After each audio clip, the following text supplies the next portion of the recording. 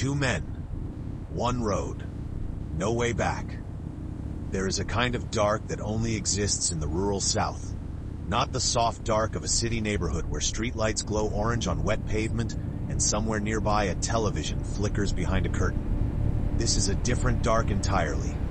The kind that presses in from the tree line and swallows the road. There it is, right on time. The kind where the only light I see it. You sure about this? Carry with you. We don't have a choice. Get ready. That All right, surrounded I'm Tyler ready. Banks and Jordan Hayes on the last night of their lives. The back roads of Caldwell County, Georgia stretch out long and flat through stands of longleaf pine, past fields that go quiet An after empty harvest, two-lane road past disappears into the mailboxes and pines. dirt A rusted driveways, mailbox at the and end of a dirt occasional driveway. porch A light single burning porch yellow light in burns the middle yellow of in the nowhere. dark. The These harvested are roads fields people appear in the drive distance. without thinking. Roads that connect one ordinary place to another. Roads that should carry nothing heavier than a bag of groceries or a man coming home from a late shift. They were not supposed to carry this. Tyler was behind the wheel. Jordan was in the passenger seat. They were driving the way old friends drive, easy, comfortable, the kind of silence between them that does not need to be filled. If they were talking, it was probably nothing serious, a joke, plans for the weekend. The ordinary small talk of two young men who had known each other most of their lives. Neither of them knew that somewhere behind them, headlights were moving in the dark with purpose. Neither of them knew that days before this night, a plan had been made. That voices had lowered in private rooms. That phone calls had gone back and forth between people with cold intentions. That their names had been spoken, and not with kindness. By the time the sun rose over Caldwell County the next morning, both men were dead. Left at a remote pull-off south of the county line, on a stretch of road so quiet you could hear the pine trees breathing. Left there by people who got back in their vehicles and drove away without looking back. This is the story of what happened on that road. It is a story about secrets that grew too heavy to carry, about fear that curdled into something monstrous, about a crime that did not happen in a moment of madness, but was planned, step by careful step, by people who believed they could make a problem disappear. The problem had a name. Two names, actually. Tyler Banks, Jordan Hayes. This is not the story of the people who killed them. This is the story of the men they killed. This is justice on the road. Who was Tyler Banks? Picture a young man who makes every room feel a little more alive. That was Tyler Banks. He was 22 years old, born and raised in Caldwell County. Mark this one for and trace. He wore that fact comfortably. Got it. Securing the the way perimeter. Some people wear their hometown like a burden they cannot wait to put Bag down, is sealed. and Good. others Let's get wear the it next like one. a well-fitted coat. Tyler was the second kind. He knew everybody. Everybody knew him. And that familiarity went both ways, because Tyler was genuinely good to people. I heard not something in a that showy night. way, in the quiet, consistent way Something that I actually can't counts. He worked at his uncle's auto repair shop on Route 9, showed up on time, learned fast, had the kind of hands that figured out how things worked by touching them. His uncle said more than once that Tyler had a natural feel for engines, that he could listen to a car running and hear what was wrong before he ever lifted the hood. He was saving money. Had a list, not written down anywhere, just carried in his head, of the things he was working toward. We have a warrant. His own apartment. A better Did you hear truck. about the arrest? Maybe a few classes at the community college come fall. None of these were dramatic ambitions. They were the real kind.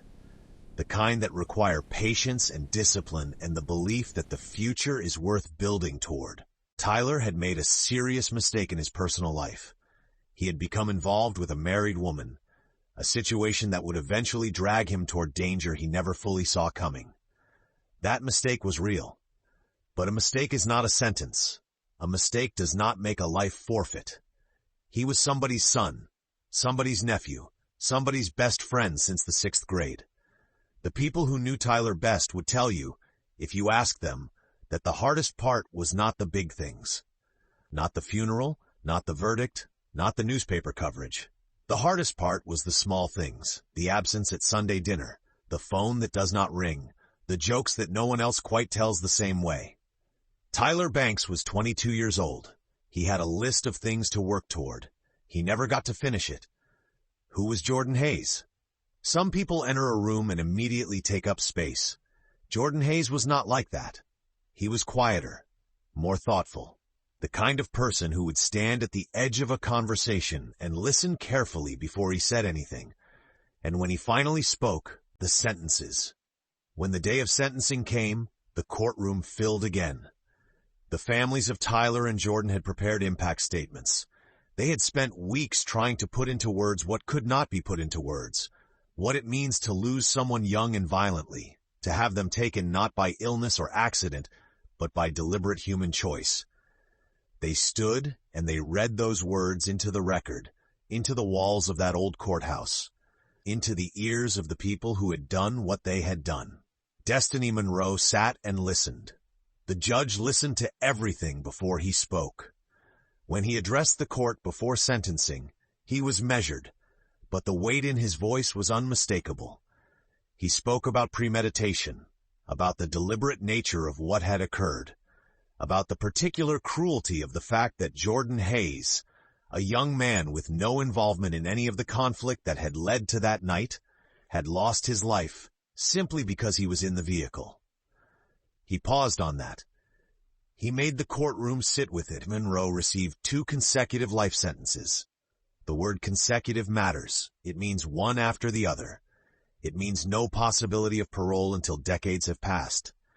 It means she was a young woman when she sat in that chair, and the life she will lead behind those walls stretches out in front of her like a road with no visible end. Renee Monroe received life in prison. The others received sentences that reflected their roles in what had happened. In the gallery, Tyler's mother heard the sentences and nodded slowly, not with satisfaction, with something more like resignation. The acknowledgement that the scales of justice had moved, even if they could never be fully balanced.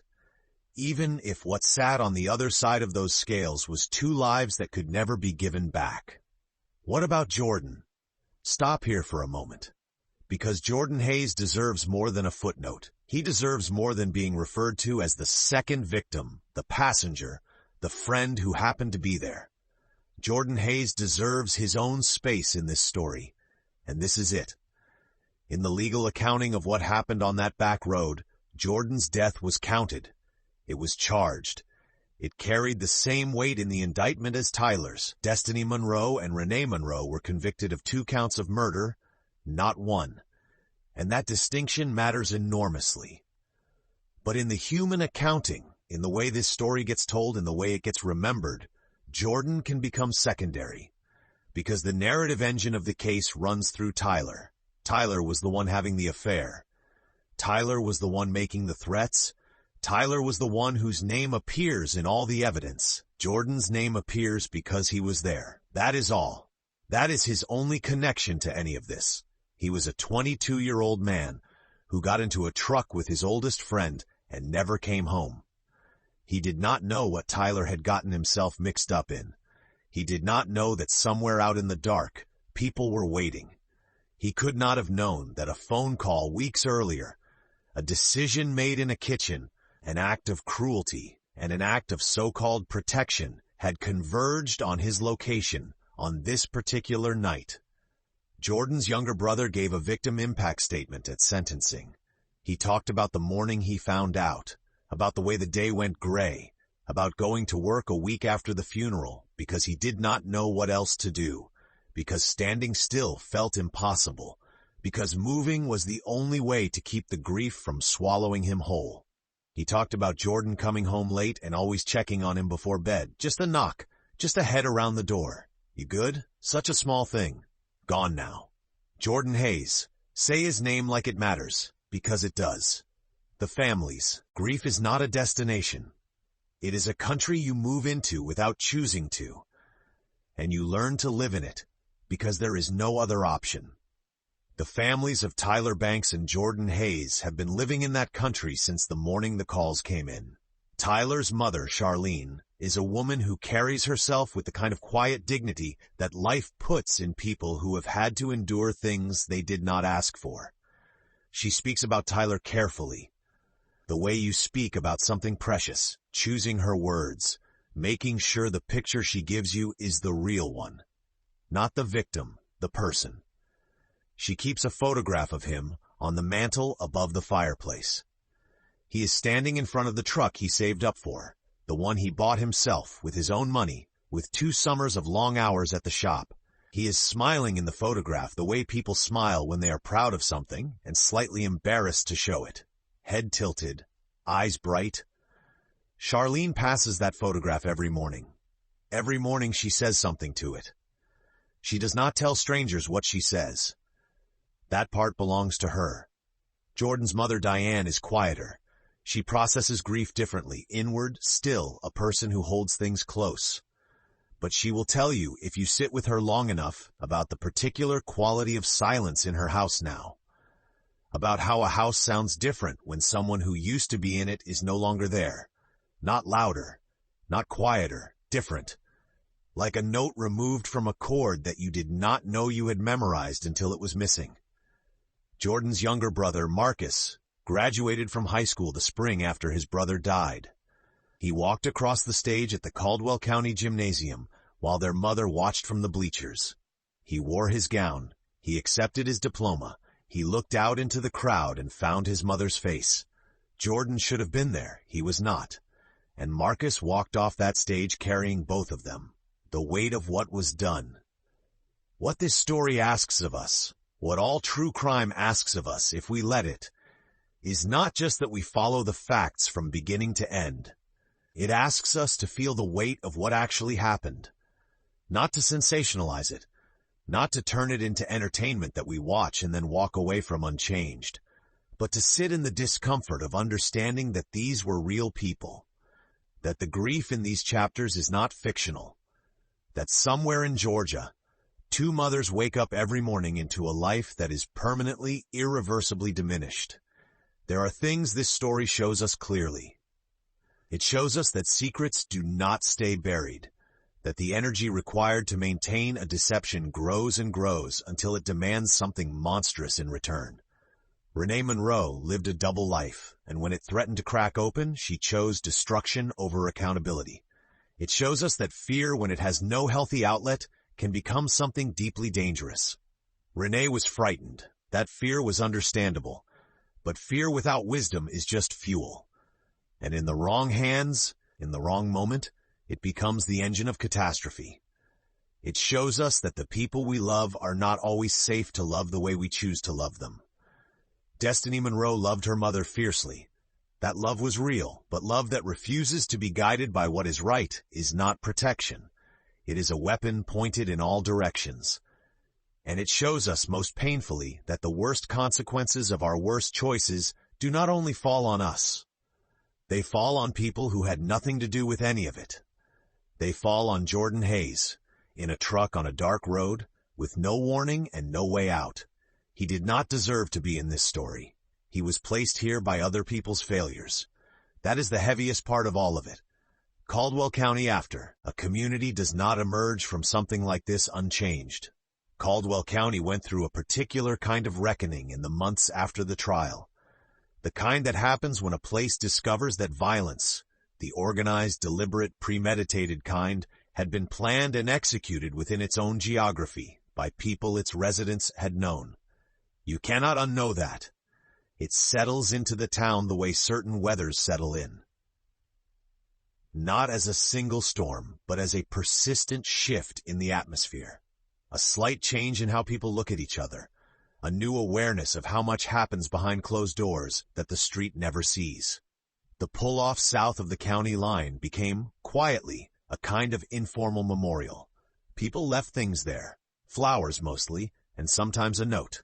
The gravel square surrounded by pine trees where Tyler and Jordan were found had no official status, no marker, no recognition from anyone in authority.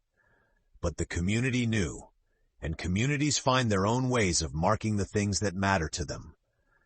The Route 9 auto repair shop where Tyler had worked stayed open. His uncle kept it running.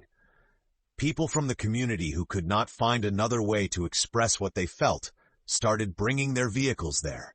Not because it was the cheapest option or the most convenient, but because it was Tyler's place. Because showing up there was a way of saying, we remember him. We remember who he was before any of this happened. Jordan's younger brother still lives in Caldwell County. He is building his own life, carefully, in the way Jordan would have wanted him to. He does not talk much about the trial. He talks about Jordan, the real one, the brother he grew up with, the man who knocked on his bedroom door at night to check on him. You good? He is getting there. Justice on the road. There is a question that follows every story like this one. It is not a comfortable question, but it deserves to be asked. Was justice served?